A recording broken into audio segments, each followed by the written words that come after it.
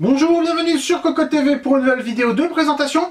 Aujourd'hui nous allons parler d'un mini PC, le petit Liva Z2 de chez ECS qui va remplacer le Liva Z sorti il y a un petit moment maintenant. Alors attention, ce modèle est passif quand les premiers étaient actifs. En revanche au niveau des processeurs il n'y a plus grand chose à voir puisque nous avions reçu par exemple un modèle en i5 7200U, donc quand même plutôt pas mal en termes de puissance, alors que là le modèle haut de gamme que nous avons reçu d'ailleurs est tout simplement un Pentium Silver N5000.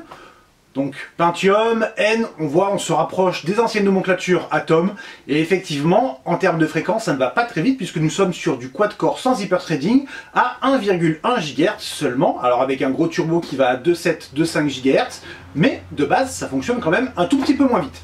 Le PC, le voici, tout de suite, nous passons à la description de la machine. Le PC, le voici, comme on peut le constater, il n'est vraiment pas gros, ça tient dans la main. Bon, alors j'ai des grosses mains, forcément, mais bon, c'est quand même plutôt petit.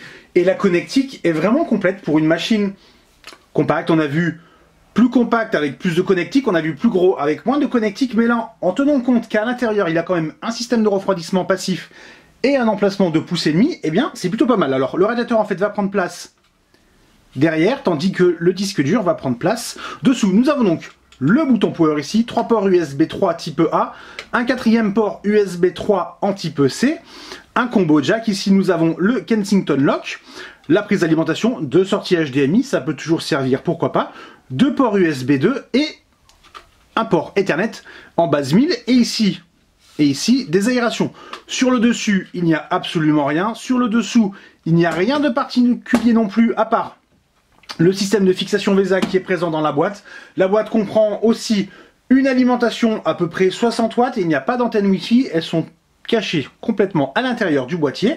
Et enfin, nous avons ici 4 petits pieds afin d'ouvrir le boîtier. Ce que nous allons faire tout de suite, histoire de voir un peu l'intérieur. Le PC a été ouvert, donc les 4 vis qui font office de pied qui sont ici, c'est très simple, on prend un tournevis, on dévisse, ensuite on tire. Alors attention à l'IO Shield qui va derrière, qui est d'un seul tenant en fait, avec le dessous du boîtier. C'est un peu compliqué, on peut déjà le dire, pour le refermer, c'est un peu compliqué. Alors, compliqué oui et non, c'est juste qu'en fait, il y a un tout petit jeu sur l'arrière, et du coup on peut penser que ce n'est pas installé correctement, alors que si, c'est installé correctement. Bref, nous avons ici le panier, oups là, pour le disque dur, qui s'enlève très facilement en fait, il suffit de le glisser. Alors après on fera attention puisque c'est maintenu par une nappe.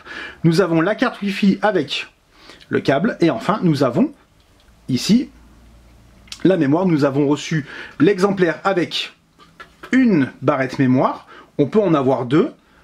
On peut aussi avoir 32 Go de mémoire en eMMC, donc pour le stockage, ou bien 64. Ce modèle est tout simplement un 32 qui devrait suffire largement, puisqu'avec un emplacement de pouce et demi, on peut remettre un SSD, on peut mettre un disque dur. Bref, nous pouvons avoir le mémoire eMMC pour l'OS et le SSD de pouce et demi ou bien le disque dur pour la donnée, et ça fera largement l'affaire. Pas de tarif pour l'instant pour cette version qui est presque le modèle haut de gamme. Alors on dit presque puisque nous avons effectivement le N5000 qui représente le haut de gamme pour le processeur, mais on pourrait avoir 8 Go et 64 Go pour la mémoire vive et le stockage que nous n'avons pas. Cela dit, 4 Go devrait largement faire l'affaire. Normalement, pas besoin de plus. C'est une machine qui est vraiment orientée bureautique légère, surf, un peu de multimédia et rien de plus. Le tout en silence puisqu'il n'y a pas de ventilateur. Le test très bientôt. En attendant, on vous souhaite à tous une bonne fin de journée.